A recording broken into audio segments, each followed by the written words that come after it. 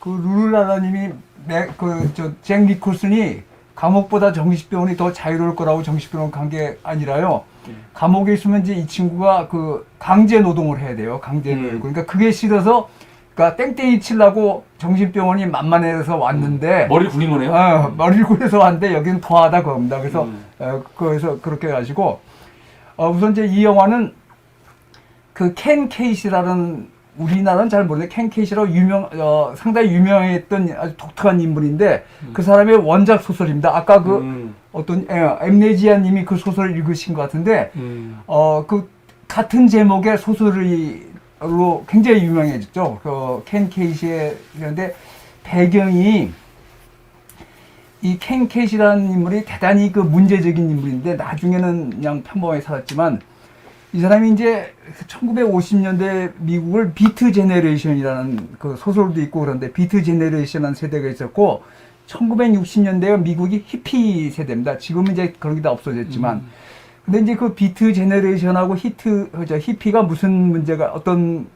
배경에 나왔냐면 1960년대가 2차 세계대전 후 서방 세계, 그러니까 소련이 지배하는 공산주의권은 어쩐지 모르지만 서방 세계가 엄청난 번영을 누리던 때였어요. 그건 우리나라도 마찬가지입니다. 우리나라도 소위 경제 발전 이런 게 이루어진 게 1960년대 주로 이루어졌어요. 그러니까 이제 세계 경제가 세계 경제가 엄청난 시기구나. 화랑을 누렸습니다. 그러니까 네. 1945년에 2차 세계대전이 끝나고 미국이 이제 마샬 플랜이나 돈을 엄청나게 풀어가지고 네. 그게 다 성공했습니다. 그래서 이제 소위 그 서방 세계, 그러니까 민주주의권이라고 불리는 민주주의권 또는 자본주의권이라고 불리는 서방 세계가 30년 동안 1970년대까지 엄청난 번영을 누렸고 우리나라도 산업화, 소위 산업화가 60년대에 급격하게 이루어졌어요. 그러니까 이제 위에 이제 박정희 씨에 대해서 여러 가지 평가가 있는데 박정희 씨가 경제 계획을 밀어붙인 거는 분명히 사실인데 그게 이제 양면적인 평가가 가능합니다. 세계 경제가 그때 엄청난 화랑이었어요. 그래서 우리도 그 덕을 많이 봤죠. 근데 이제 이 비트 제네레이션이나 히피 세대는 먹고 사는 문제가 해결된 거예요. 그래서 이제 그 1945년이니까 그때 전후에 태어난 베이비붐 세대, 그러니까 이제 전쟁 후에는 그 사람들이 이제 생활이 안정되니까 출산을 엄청 하거든요. 그 베이비붐 세대가 사춘기에 도달한 게 1950년대 말입니다. 그러니까 45년이니까 28 청춘이 16살 아니에요. 네. 그럼 이제 그때쯤 50년대 말인데 그때 50년대 말에 미국 젊은이들은 심지어는 차도 살 수 있었어요.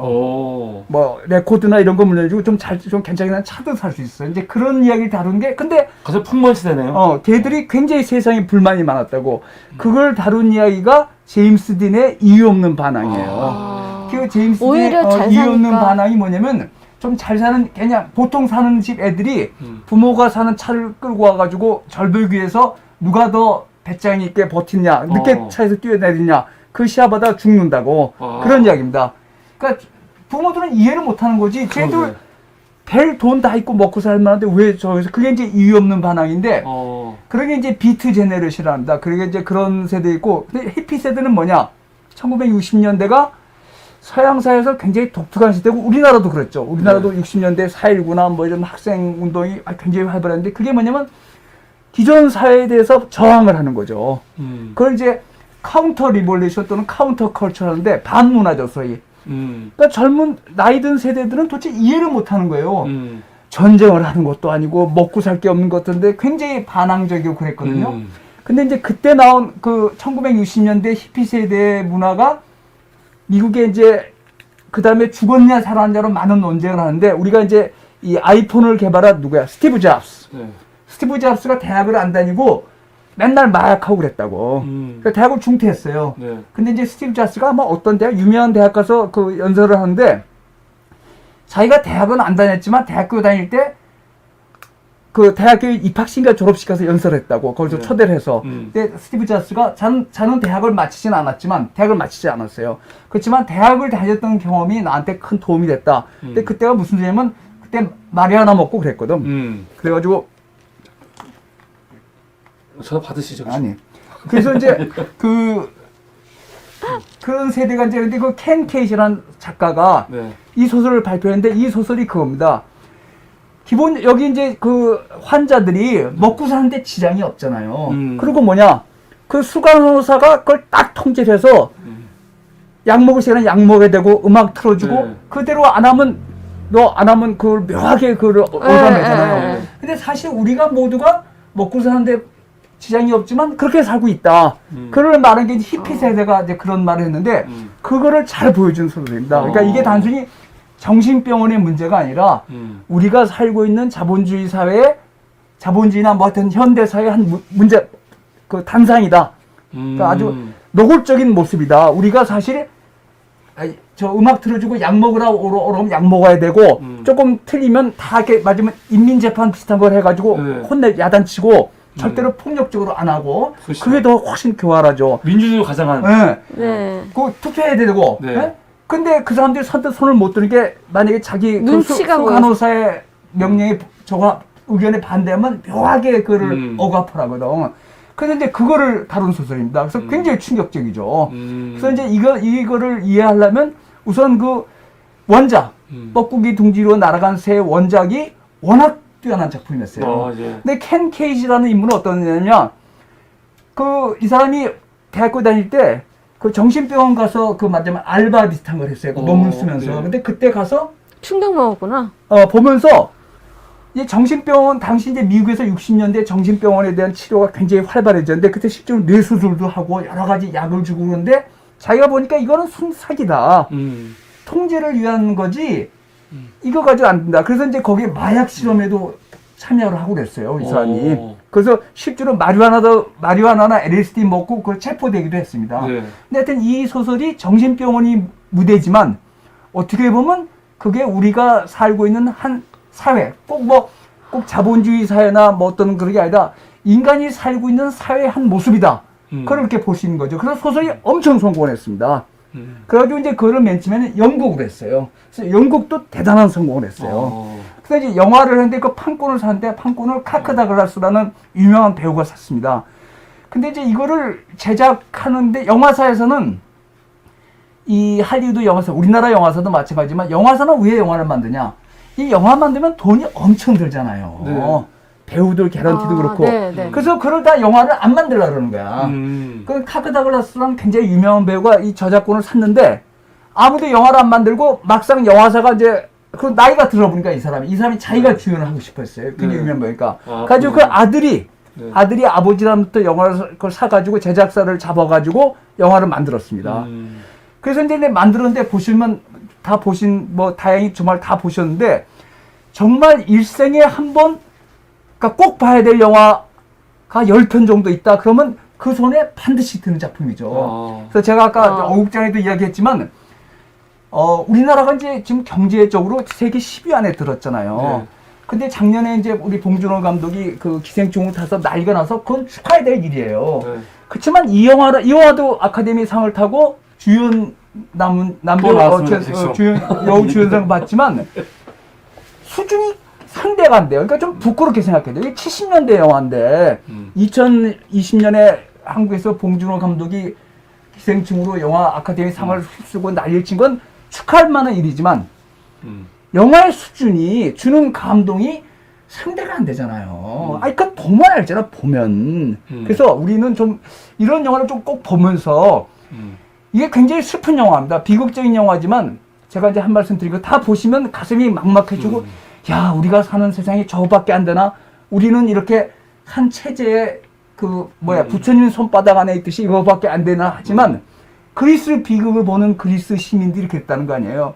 그 그리스 인간의 운명이라는 게 어떻게 보면 비극적으로 끝나거든. 근데 그걸 보면서 오히려 정화를 느껴서 정말 우리가 삶을 좀 똑바로 살아야겠다. 이런 생각을 한다는 거죠. 그래서 이 영화가 굉장히 사실 슬픈 영화입니다. 그렇지만 마지막 맞아요. 장면은 잭 니콜슨이 아까 그 정 대표는 왜 그때 도망가지 않냐? 매춘부대 불러놓고 도망가지 않았냐면 자기가 도망가지 않고 죽는 대신에 그 추장이 말도 안 하던 추장이 탈출을 하잖아요. 네. 그러니까 그걸 보여주고 싶어 한 거야. 그러니까 우리 그러니까 이제 누군가는 영향을 받은 거죠. 네. 영화에서 있잖아, 이제 악당이 있었는데 악당이 마지막에 개과천선해서 자기가 빠바방 총 맞아 죽고 사람들 살리고 선한 짓 하고 죽잖아요. 그런 마찬가지입니다. 잭 니콜슨이 혼자 도망갔으면 그 사람은 원래 알았던 사람이야. 이게 아니라 근데 지가 알면 뭐예요. 근데 그 추장은 모든 세계랑 단절하고 덩어리나 그 규모리 흉내를 내고 있다가 나중에 잭 니콜슨한테 감화돼서 또 치고 나간단 말이죠. 땡큐. 땡큐. 그러니까 쥐스 껌에 반해서. 죽이고 그 잭 니콜슨을 죽이고 추장이 다시 태어나는 거죠. 마지막 그게 그거예요. 부활이. 그 나랑 사람이 같이 이제 가자. 완전히 나락 안에 빠져 있다가 잭 니콜슨을 주니까 우리가 예수 이야기 하잖아요. 여기 목사님 계시지만 예수가 뭐예요? 자기의 죽음으로써 인류를 구원한 거 아니에요. 네. 그러니까 마지막이 사실 그거라고. 그러니까 훨씬 더 감동으로 먹먹하게 다가온단 말이죠. 그래서 저는 이제 봉준호 감독 이야기지만 제가 봉준호 감독을 높이 평가하기 때문에 그런 말이에요. 야, 저 정도 작품 만들어 놓고 아카데미상 탔다고 좋아할 게 아니라 70년대 왜 우리는 한국의 경제대국이고 지금 이 영화 만든 지 50년이 지났는데 왜 우리는 저 정도 영화를 못 만들어? 이거는 엄청나게 스케일이 큰 영화는 아니거든. 이게 영국으로 만들었습니다. 영국 작품으로 하기 좋거든. 영국 작품으로 하기 좋아요. 배경도 한정돼 있고. 한정되고. 정신병원에서 이루어지고 그 밖에 뭐 배 타고 나온 것은 그거는 이야기로 하면 되니까. 그래서 우리가 이제 아까도 보셨지만 오늘 피카소 보러 간 것도 그렇고 실패했지만 이런 영화를 보시면서 제가 꼭 강조한 게 꼭 영화를 한번 보시라. 근데 이거 영화 보는 비용이 굉장히 싸대요. 아까 이ሁ민님이 좀 잘못하시는데 그래서 꼭 보시면서 이야기하면서 이렇게 좋은 영화를 보면은 우리가 굉장히 억압된 제가 이 할리우드 영화가 좋은 영화가 그런 자 영화는 돈 벌려고 만든 거예요. 제작사들은 돈을 벌려고 만드는데 이 영화가 굉장히 충격적이고 비극적이고 먹먹한 영화지만 이 영화가 제작비에 비해서 수익을 50배 정도 벌었어요. 이게 300만 불 정도 투자했는데 300만인 분인데 1,500, 그러니까 50배는 뭐야? 50배, 500배 아니야, 500배? 아니 50배? 3억 300만인데 3천만, 3억. 1억 5천이가 맞아요. 500배, 아니, 500배. 30배 정도 벌었으니까 좋은 영화를 만들면 돈을 번다는 거죠. 그게 영화의 큰 장점인데 정말 우리가 이런 말 하잖아. 일생에 꼭 봐야 될 영화. 그리고 저는 이걸 추천합니다. 근데 이제 이런 배경이 있었는데 하여튼 이게 정신병원 이야기지만 우리가 살고 있는 사회 모습을 보여주면서 굉장히 슬픈 결말이지만 어떻게 뒤집어 생각하면 우리로 하여금 그 마지막 장면이 우리로 하여금 한 번 더 삶에 대해서 돌아보게 만들고 정말 우리 삶이 이런 면이 있구나.